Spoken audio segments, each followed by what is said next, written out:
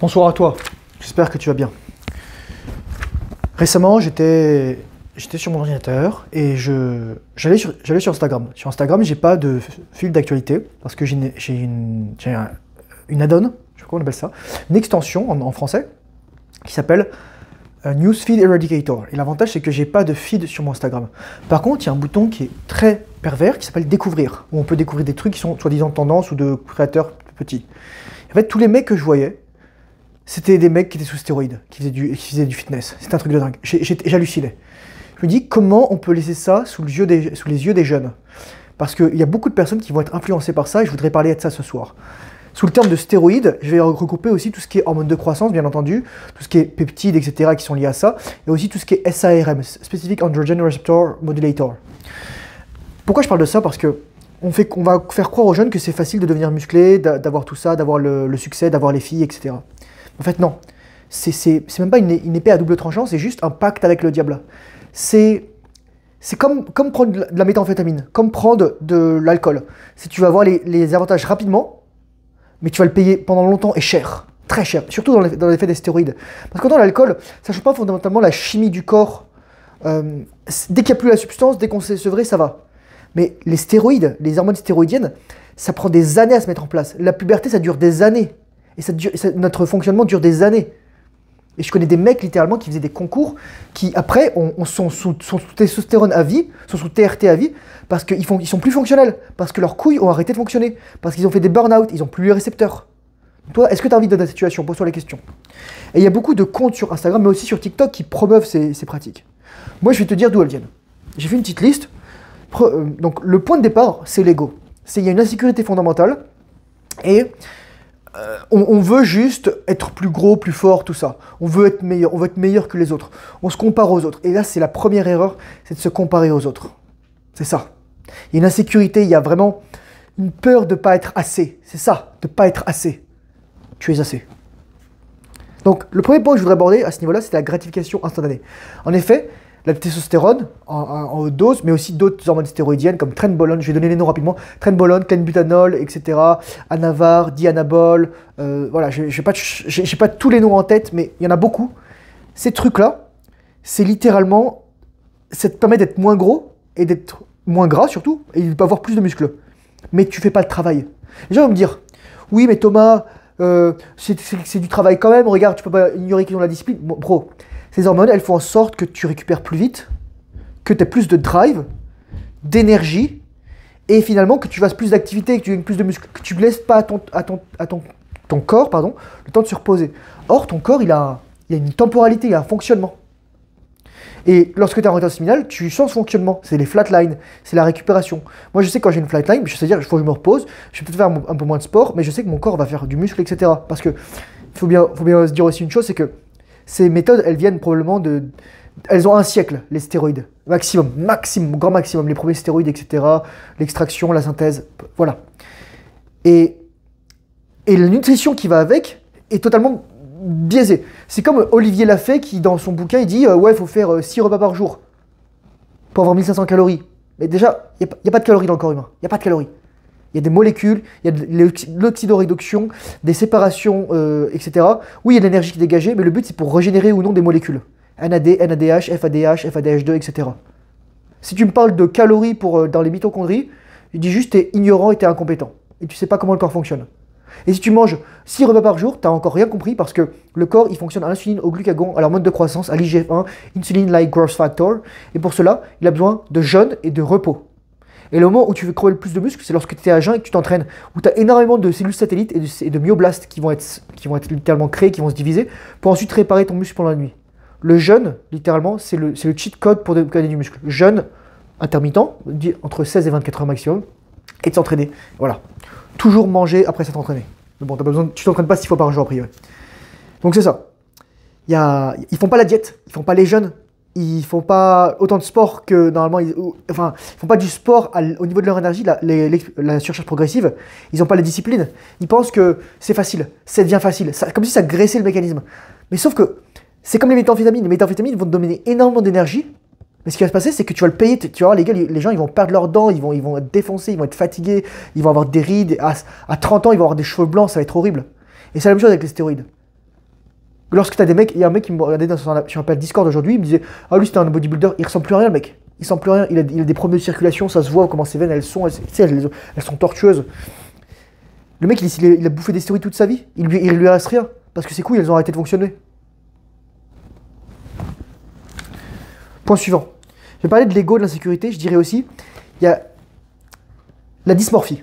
Ou la bigorexie, comme on l'appelle. Il y avait Natural Hypertrophy qui a fait des vidéos dessus, je les mettrai en lien, si j'oublie, rappelez-le moi. Mais il avait fait une vidéo sur les stéroïdes, je vous l'enverrai.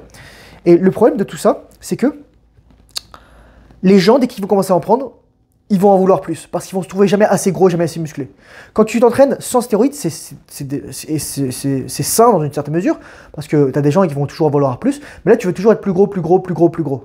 Et le truc, ce qui se passe, c'est que dès que tu commences, en fait, tu atrophies tes burnes, et je reviendrai sur ce point. Donc il t'en faut toujours plus pour avoir les mêmes effets. Ça continue. Et le point que je voudrais aborder ici, c'était... Le problème, c'est que n'oublie jamais que tu vois les choses à travers tes yeux. C'est-à-dire que tu n'as pas une vision objective de ton corps. Si tant est que quelqu'un ait une vision objective, c'est surtout pas toi qui as une vision objective de ton corps. Tu as une vision en fonction de tes croyances, en fonction de tu dis est-ce que je suis assez beau, est-ce que je suis assez musclé, est-ce que je suis assez fort, est-ce que je suis assez grand, est-ce que mon zizi il est assez gros, est-ce que mon biceps il est assez gros, est-ce que mes cuisses, mes mollets ils sont assez gros, etc. C'est juste ça. Sauf que c'est dans ta tête. C'est juste dans ta tête. Je suis sûr que si on le prenait en photo, il te montrait à quelqu'un, tu diras t'es assez, t'es beau, etc. Bon, oui, il y a toujours des trucs qu'on peut améliorer. Mais toi, tu vas te dire, tu vas avoir une image de merde parce qu'en plus, tu vas te comparer aux autres. Tu vas te comparer aux mecs qui prennent des stéroïdes, tu vas te comparer aux mecs sur Internet. Il y a un mec là je sais plus quoi, là, qui disait, oui, tu dois manger des céréales complètes pour être en bonne santé. Se disant, c'est un PhD en exercice physique. Le mec, il est défoncé aux stéroïdes. Ça se voit. Il prend de l'hormone de croissance, il a la gueule toute ronde, comme Joe Rogan. Regardez Joe Rogan quand il était jeune. Avant, il avait le visage fort, maintenant, il ressemble à Shrek. Il ressemble à Shrek. Tu les vois, les mecs, ils ont un visage tout rond, tout carré. Ils n'ont pas une mâchoire naturelle, ils ont de l'os qui se construit, mais pas de manière naturelle. C'est pas la musculature qui fait ça. C'est l'os qui se déforme. C'est horrible. On appelle ça l'acromégalie, je crois aussi, lorsque c'est un autre problème. Voilà. Donc, je voudrais juste revenir aussi sur le fonctionnement des stéroïdes. Comment ça marche?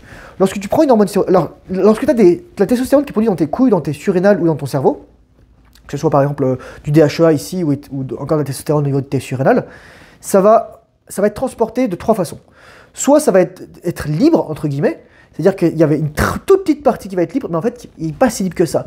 Il y a trop de carbone.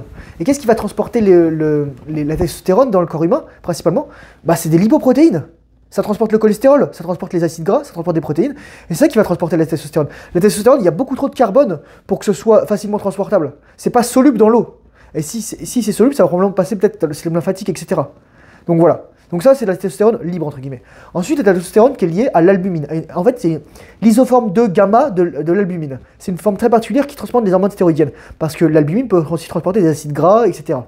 Mais dans ce cas-là, elle va transporter les hormones stéroïdiennes. Et ce qui va se passer, c'est qu'elle va les amener quelque part. L'albumine, c'est une hormone de la c'est une protéine de l'alimentation et de la nutrition. Souvent, lorsqu'on va voir si t'es bien nutri, t'es pas dénutri, on va tester ton albumine. Normalement, c'est entre 40 et 45, un truc comme ça. Même moi, lorsque je jeûne, elle est à 39-40, ce qui est impressionnant parce que normalement, on dit « Ah oui, mais quand tu jeûnes, tu meurs de faim. » Non, ton corps, il se nourrit. Il va chercher des acides gras dans tes cellules de graisse, etc. Bref. La troisième façon que la testostérone ou les hormones stéroïdiennes sont transportées, c'est avec Sex Hormone Binding Globulin. En fait, c'est une autre protéine. Et il faut comprendre que en fait, ces hormones, tu crois vraiment que les gens ils disent « Ouais, tu peux augmenter ta testostérone libre. » Non, ton corps, il est pas con. En fait, c'est des trucs tampons. D'abord, t'as la libre qui va, ou entre guillemets libre, qui va être transportée très rapidement, qui va être utilisée tout de suite. Ensuite, tu as celle qui est transportée par l'albumine, qui va être utilisée à moyen terme. Et ensuite, tu as la SHBG, qui est la zone tampon. Si ça baisse trop bas, pour en donner quand même un petit peu. C'est juste différentes zones tampons. Ton corps, il va pas produire de la testostérone, il va acheter après. Il n'est pas con, ton corps. Faut arrêter de... Moi, quand j'entends les trucs, oui, tu peux augmenter ta testostérone libre de 2 à 3% en passant à 10%. Je fais, oui, tu meurs dans ce cas-là. T'as trop d'expression. Ton corps, il va réguler. Donc t'en fais pas, laisse ton corps faire ça. Et les gens vont me dire parfois, oui mais Thomas, ta testostérone elle est basse, mais pourtant regarde, moi je suis trop musclé. Non, ça veut rien dire en fait, parce que tu as différents littéralement le moment de la journée où ta testostérone elle va être élevée et basse. En général, ta testostérone elle est élevée le matin, très tôt, c'est entre 6 et 10 heures, et elle descend tout au long de la journée. Ta testostérone est produite pendant la nuit, c'est pour ça que c'est important de dormir. Les muscles aussi sont produits pendant la nuit, et les neurones aussi. il se régénère pendant la nuit. Donc très important de dormir, et c'est pendant la nuit qu'on brûle le plus de gras. Donc moi les mecs, les hustlers qui dorment 4 heures par nuit, c'est des débiles mentaux. Moi je dors, en moyenne je dors entre 8 et 10 heures, et ouais, moi je dors comme un bâtard, mais je suis content de dormir comme ça. Et donc, une fois qu'ils sont transportés, ils vont dans la cellule, et il y a vraiment des récepteurs à la surface de la cellule pour les hormones stéroïdiennes. Donc l'hormone stéroïdienne va aller comme ça, tac, elle va rentrer, et la protéine, elle va emmener tranquillement l'hormone stéroïdienne jusque dans le noyau. Et dans le noyau, elle va s'attacher à un site de réception pour exprimer certaines protéines, ok? Et c'est ces protéines qui vont être exprimées qui vont faire de la signalisation en cascade. Dire par exemple, produit plus de muscles, produit plus de machin, produit plus d'hormones, etc., plus d'hormones secondaires, brûle plus de gras, etc. Produit plus de glucagon, moins d'insuline, voilà. Des choses comme ça. C'est le plus important. Ensuite, je dirais qu'il y a la santé des organes. Le plus important, c'est de comprendre que moi, il y avait Rich Piana, le mec, il était immonde, ce mec, il ressemblait à rien, c'était juste affreux. En plus, il avait dû se faire opérer de la gueule parce qu'il avait vraiment une tête bizarre. Et le mec, il est mort à 47 ans, son cœur et son foie, ils pesaient 2 fois plus lourd qu'un être humain normal. Ça te défonce les organes. Ça te défonce les organes à deux titres. D'abord, ça te les déforme, ça te les fait grossir, hormones de croissance, tout ça, enfin, des trucs, t'imagines même pas. L'hormone de croissance s'en produit naturellement, somatotropine. T'en produis tout le temps, tes cheveux poussent, tes ongles poussent, ta peau repousse, t'en produis tout le temps. Tes dents se régénèrent, tes os, tes ongles, tes muscles ils grossissent. Mais il y a un rythme naturel. Un excès d'hormones de croissance, c'est des mecs je disais tout à l'heure, c'était de l'acromégalie, ils ressemblent plus à rien. Ensuite, ils ont une gueule toute bizarre, toute déformée. Ils ont des gros nez, grosses oreilles, gros yeux, grosses mâchoires. Mais rien quoi, ils ressemblent à Shrek. Regardez Joe Rogan jeune. Si je trouve une vidéo, je la mettrai dans la description. Mais santé des organes, autre que ça, c'est aussi que le foie, c'est littéralement... Le foie, c'est tellement important, le foie dans le corps humain, que c'est le seul organe qui peut se régénérer. On peut couper 80% du foie, il peut se régénérer. Il y a le pli au milieu du foie, le pli d'organe du foie, mais le foie peut se régénérer, comme la queue de certains animaux. Et donc, pour que certaines hormones stéroïdiennes soient utilisées, parce que si tu les prends comme ça, la plupart va être... si elle est utilisée telle qu'elle, elle va être transformée directement dans le foie, elle va être désactivée. Ok. Mais certaines, on va leur mettre une fonction méthyle, CH3, donc carbone, hydrogène, hydrogène, hydrogène, pour que ça passe à travers le foie et que ça ne soit pas transformé. Sauf que quand ça fait ça, ça défonce le foie. Tu te rends compte, ça défonce la protéine, ça défonce la cellule est transpercée, la cellule meurt, et il faut la remplacer, il faut la régénérer. Au bout d'un moment, si tu prends des trucs, ton foie, il n'arrive plus à suivre, il n'arrive plus à se régénérer. Et donc littéralement, tu as liver failure, tu as le foie qui arrête de fonctionner, ou le foie qui fonctionne plus suffisamment bien, et tu as d'autres organes qui ont des problèmes. En plus, sans parler des mecs qui n'arrivent plus à avoir d'érection, des problèmes de fertilité, tes couilles s'atrophient, parce que c'est un feedback négatif. C'est hypophyse, hypothalamus, je dis pas, ou l'inverse, donc GnRH, gonadotropin releasing hormone, ensuite l'hormone folliculostimulante, donc follicle stimulating hormone, FSH, et l'hormone luteinisante, qui vont partir dans tes testicules pour stimuler l'hormone luteinisante, les cellules de Leydig, de Sertoli, pardon. Leydig ou Sertoli? Attends, Sertoli, c'est recyclage. Folliculus féminine, cellules de Sertoli et germinal, et cellules de Leydig, l'hormone luteinisante. Voilà, on va y arriver. Donc c'est ça. Sauf que si tu emmènes d'autres stéroïdes, d'autres hormones stéroïdiennes, en plus, on parle seulement des stéroïdes androgènes. Donc je parle pas non plus, je parle même pas des trucs pour femmes qui leur défoncent les ovaires, etc., la pilule, sans compter les trucs que les mecs qui se mettent sur les cheveux, parfois le finastéride ou les trucs comme ça. Voilà. Va voir ma superclash cheveux si tu as des problèmes et ensuite on en discutera. Mais quand tu bouffes des hormones, ça va littéralement dire à ton corps, ok, j'en ai qui viennent de l'extérieur, j'ai plus rien à produire. Et sauf que ça, c'est des signalements qui prennent des jours, des semaines, des mois, des années à se réactiver. Ça prend du temps. Une hormone, c'est comme une lettre à la poste. Ça va mettre du temps, mais ça va avoir un impact. Alors que les neurotransmetteurs comme adrénaline, noradrénaline, dopamine, etc., tu le sens tout de suite. C'est comme un SMS. Voilà. Bon. Donc j'ai parlé des effets à long terme, infertilité, etc. Le coût aussi. Et ça coûte combien ces trucs? Ça coûte super cher. Et si tu le prends pas cher, bah t'as des risques que le truc il soit coupé avec je sais pas quoi, du gras de cochon, mais j'ai aucune idée. Mais les mecs, ils ressemblent plus à rien. Ensuite, tu vois qu'ils ont triché. Et c'est ça le truc que j'ai envie de dire, c'est que le mec, il te ment en pleine gueule. À part des mecs qui sont honnêtes et qui disent ouais, j'ai pris des stéroïdes, etc. Mais même en fait, pour moi, t'as triché. T'as triché soit ouvertement, soit carrément tu mens en pleine gueule, tu me dis mais non, je suis naturel, etc. Alors qu'en cachette, t'es comme ça, tu prends tes cachetons là, tu prends tes petits trucs, etc. Et tu deviens obèse, tu deviens énorme parce qu'en plus, la plupart du temps, les mecs, ils ont des protocoles, ils ont des médecins qui sont malheureusement, ils sont expérimentés, qui font énormément d'argent là-dessus et qui leur disent oui, fais attention à ça, etc. Parce que t'as des mecs qui en prennent, ils deviennent obèses, ils ont des boutons partout. Parce que, en plus je disais, pour que les stéroïdes rentrent dans la cellule, il y a des récepteurs androgènes. Et t'as des modulateurs de ces récepteurs qui sont vendus, qui sont accessibles. Moi, ma mère me racontait qu'au Mexique, tu pouvais acheter des stéroïdes, du Viagra dans les pharmacies, mais genre sur le comptoir, over the counter, on dirait. Voilà. Déformation, effet indésirable, infertilité, hirsutisme, la voix qui change, plein de choses. Enfin, pourquoi tu prendrais ça? Pourquoi tu te défoncerais ton corps? Moi, c'est ça que je te pose la question finalement.